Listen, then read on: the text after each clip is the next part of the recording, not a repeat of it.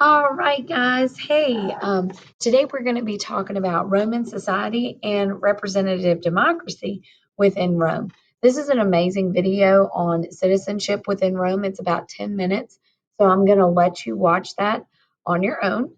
But how was Roman society set up? I have a few side notes that are not a part of the notes that I'd like to talk to you about. So I told you on the last presentation about geography that the last three kings um, within Rome were Etruscans. So the Etruscans influenced the Romans, right? So under the Etruscans, the Romans had been ruled by kings. They knew once they kicked them out of power, they really didn't want a monarchy. That kind of ruined them on a whole monarchy thing, a rule by a king. So the people of early Rome were divided into two groups or orders. They are the patricians and the plebeians. The patricians were the wealthy landowners who became Rome's ruling class. Um, Less wealthy landowners and craftspeople, merchants, and small farmers were plebeians. Okay. Both of these men groups, okay, patrician and plebeian men, um, were citizens. Okay. They paid taxes. They were to serve in the military, and they could vote. However, only patricians, so the wealthy people, could be elected into government offices. The chief executive officers of the Roman Republic were the consuls and the praetors. The two consuls were chosen yearly. Okay, they ran the government and led the army into battle. The Praetors were in charge of civil law, laws that applied to Roman citizens. After Roman territory expanded, another praetor was added. He judged cases in which one or both people were not citizens. The Romans also had a number of officials who had special duties, such as supervising the treasury.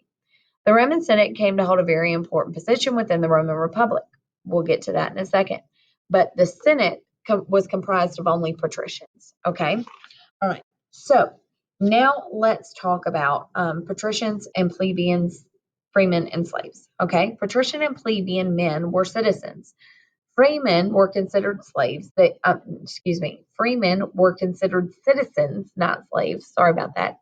Um, were considered citizens, but they did not have the power to vote. Okay. They were former slaves. They worked as midwives, craftsmen, traders, had full Roman citizenship, meaning they could serve in the military and they could pay taxes, but can't vote. So there's that. Slaves had no political rights at all. They were often mistreated. They were whipped, oftentimes branded. They could be killed for no reason, while often foreigners caught and sold for money.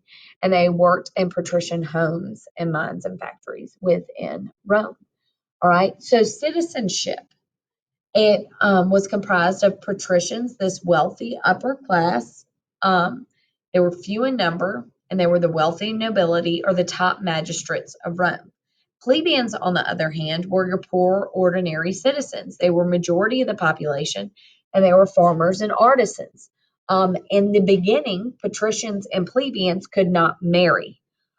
Later on down the line, they do get the ability to marry outside of their social class, but in the beginning, they could not marry one another.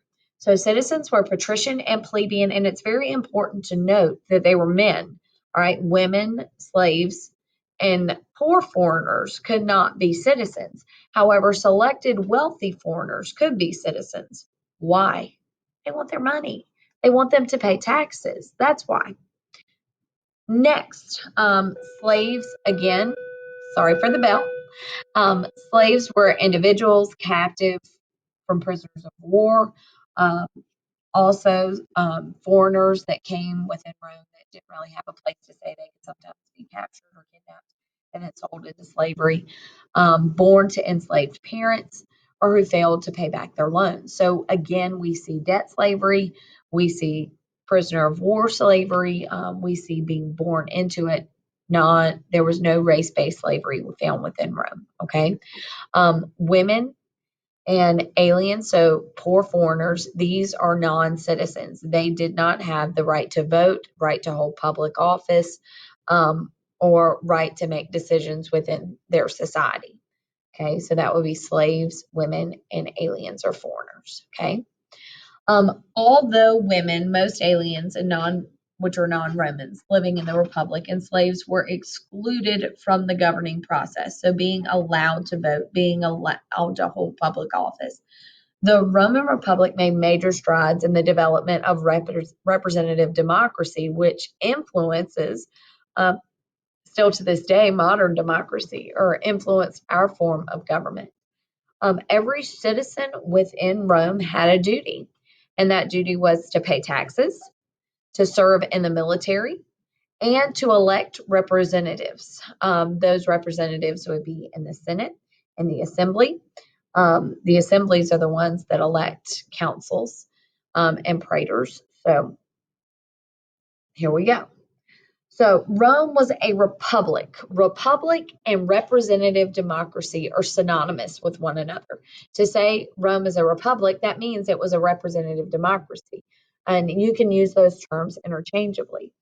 Um, a representative democracy means you elect people to represent your interests while they're in office. And that is what we have in the United States today.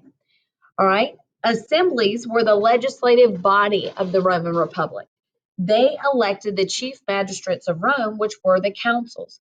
It's important to note that the councils, the assemblies, the praetors, all of those came from the patrician class. Okay.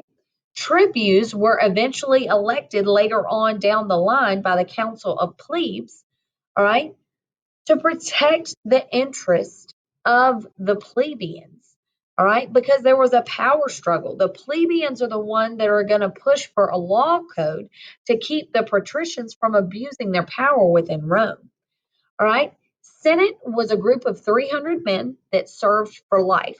Okay, they could not be kicked out of office for a scandal. All right.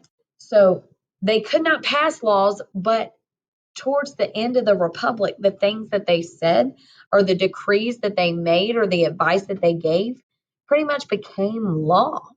The councils are the two men who are chosen annually. So that means yearly to head the government, to head the military, and to lead Rome. Okay. And they would seek the advice of the assemblies and the Senate. Okay. Um, Again, you have the 12 tables or located on 12 tablets that was located in the Forum of Rome. Why laws? Because the plebeians want laws so it would keep the patricians from abusing their power. What fundamental concept do we get from Rome? Well, the concept of being innocent until being proven guilty. That's a major one. There was also sorry for the bell. Um, there were also punishments for judges that accepted bribes. They also outlined the rights of the head of the family, rights concerning land and property.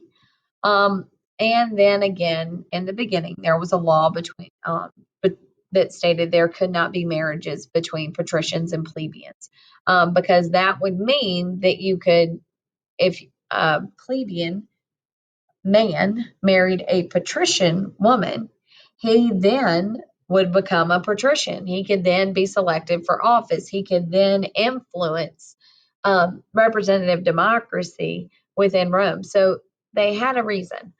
Not very good, but they had their reasons. Contributions of Rome will come at you tomorrow. So thank you guys so much for watching. I hope you have a wonderful day. Bye now.